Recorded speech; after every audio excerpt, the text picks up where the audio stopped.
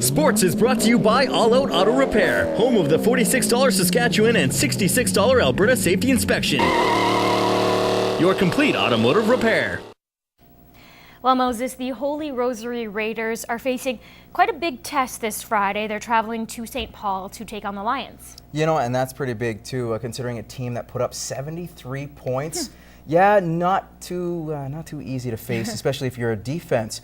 Well, Matt Schumont has more on the Raiders if they will have a chance to shut down a powerful offense. The Raiders are coming off a convincing 42-6 win over the Wainwright Commandos in Week 1 and are pleased to get that first win out of the way early. It was a good way to start. We would have but liked a little tougher game just to see where we're truly at. But it was nice to get everybody in and have some success early on. It's definitely been easy just to basically get that out of the way. Really good start. Really happy with everybody's performance. Great blocking, great passes. Despite the big win, the team wasn't thrilled with their running game and will be looking to work out the kinks before Friday's game. We have to fix that. If we're going to be successful, we definitely have to be balanced. So we have to work on the run game.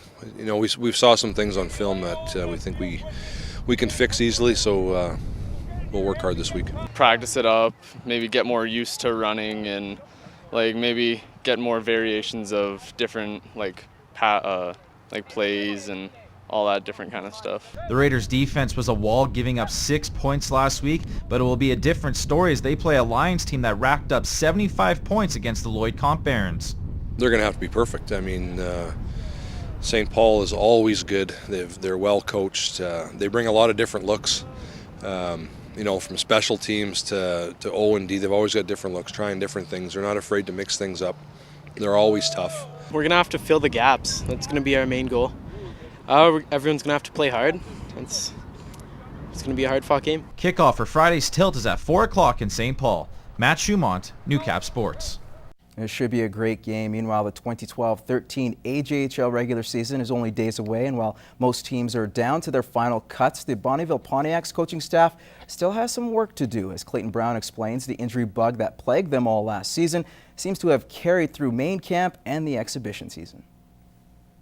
Only 2 days away from their season opener, the Pontiacs are still a long ways from solidifying their lineup, as over 30 players are still remaining with the team. It's been delayed a little bit for us in regards to getting some final numbers because of 4 or 5 injuries that we've had through camp, and a couple have got back skating. We don't know whether they're going to be available this weekend to us or not, and it's not the time of year to run short lineups. By the time Bonnyville hits the ice on Friday night, they'll have had a full week off from game action. Something Mercier feels is actually a benefit.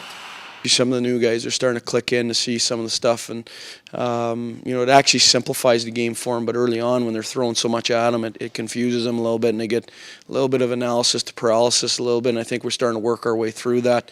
Since being embarrassed at home 8-0 in their final preseason game, Mercier believes the team has made positive steps forward and will be ready for this weekend. Standing here today, you start to see things starting to come, which is good, and you're starting to see the compete level come up. Whereas 3-4 days ago, we started to see the opposite of it: confusion, focus, and maybe the grind time started to get of training camp. The Pontiacs kick off the season Friday night against the Bobcats in Bonnyville. Clayton Brown, Newcap Sports. Well, speaking of those Lloydminster Bobcats, the roster's not finalized just yet, but the team made some moves involving some prospects. The Bobcats trade the CHA rights to Clay Van Diest to the Okotoks Oilers for future considerations. Meanwhile, the Bobcats acquire the CHA rights of 19-year-old Nolan Yaremchuk from the Grand Prairie Storm in exchange for the AJHL rights of Jake Matkin. Yaremchuk had 4 goals and 4 assists in 49 games with the Storm last season. For the second year in a row, the CPCA High Points champion is leaving the association for the WPCA after qualifying. Vern Nolan has been a fixture with the Canadian Professional Chuckwagon Association since 2000, but just like last year's season champ Gary Gorst, he's heading to the World Tour. You never want to see drivers leave, and again, it's a sport where guys have to do what they have to do for their own personal reasons. But again, looking at the CPCA for next year, with the young guns that we have and some of the veterans, we're still pretty excited. Another longtime member of the CPCA will be joining the 2012 champ on the World Tour, 22-year veteran Ross Knight. Just looking for a change. You go to the same show over and over and over. Sometimes it's nice to go somewhere else. I always wanted to go over there and figured now was the time to go over and give it a try and see what it was like.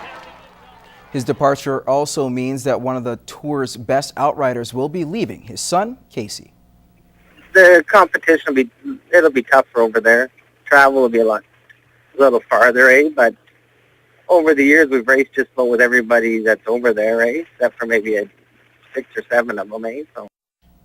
And after a couple years with the CPCA, Bob Van Eaton is also heading back to the World Tour.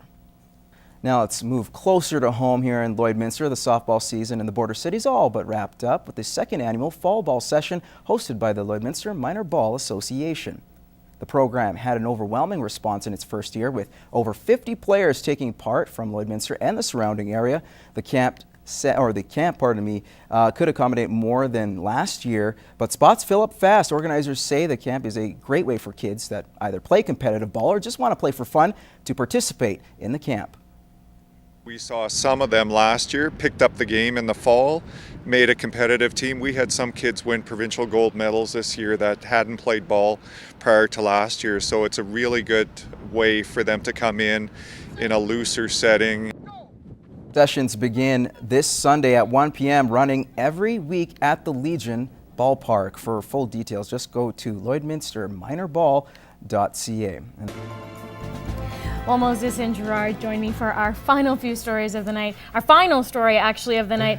We had a little bit of fun in our newsroom today. Yep. Saskatchewan Roughrider fans have 52 reasons to be happy after their team beat the Winnipeg Blue Bombers last Sunday.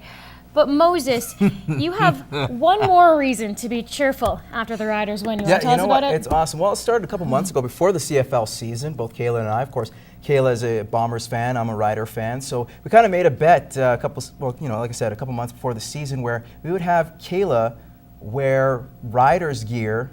And we'll actually show this real quick. We obviously know the score, so we got to show you. This is great. So we had the bet where she had to wear Riders gear, or I have to wear Bombers gear and look a little ridiculous. So you can see the staff came out in full force and very happy. You see Matt Schumott down there as well. She was disgusted to wear the Rider jersey, but you know what? Green is a good color on her. I think she should start wearing it a little bit more. Yeah, she looked a little bit sad there, but it wasn't too bad. She at least and then you added. Then I personally carved that myself just for her. So she put that on. Of course, she hid her head for a while. She wouldn't put it down, but eventually she put it down. There we go, and you see her on. So it was really nice. It was really, it was a really fun gesture. So next year we said we wanted to do that again. And that is all the time we have tonight. Thank you very much for joining us. Be sure to tune in tomorrow and have an excellent evening. Good night.